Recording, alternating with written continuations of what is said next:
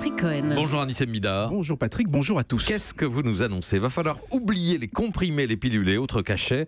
Demain, nos médicaments seront imprimés à plat, directement en pharmacie. Oui, on arrivera avec son ordonnance et au lieu d'avoir des boîtes de comprimés, on repartira avec une grande feuille où tous nos médicaments sont imprimés sur des petites lamelles. En fait, il faut s'imaginer une sorte d'imprimante jet d'encre, mais qui injecte le principe actif du médicament sur des petites plaques comestibles, vous savez, comme celles qu'on utilise pour décorer des gâteaux. Et c'est vraiment une super idée parce qu'en transformant les médicaments en une sorte d'encre, on peut les mélanger, les doser très précisément. Donc au lieu d'avaler, 3 comprimés et demi et 2 pilules, on n'aura qu'à croquer une petite plaque avec l'ensemble du traitement. J'invite nos auditeurs internautes à aller sur europe1.fr regarder la tête de Julie pendant que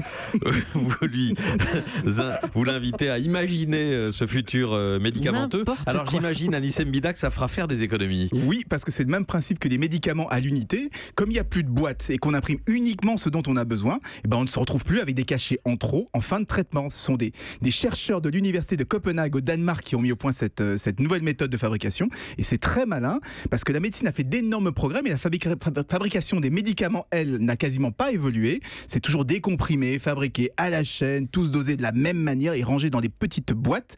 Avec cette technique au moins, on pourrait imaginer des médicaments beaucoup plus personnalisés. Au lieu d'avoir les mêmes comprimés pour tout le monde, on imprimera uniquement la dose prescrite par le médecin. Qu'est-ce qui est imprimé exactement? Du texte, un logo? Non, c'est un QR code, vous savez, ces codes barres carrés là, avec des petits points qu'on voit partout. Et l'avantage du code barre, c'est qu'il permet à n'importe qui de le scanner avec son téléphone portable pour savoir quel est le type de médicament, quelles sont les contre-indications, la posologie, la durée du traitement, bref, des informations capitales, mais souvent gribouillées avec des pattes de mouche.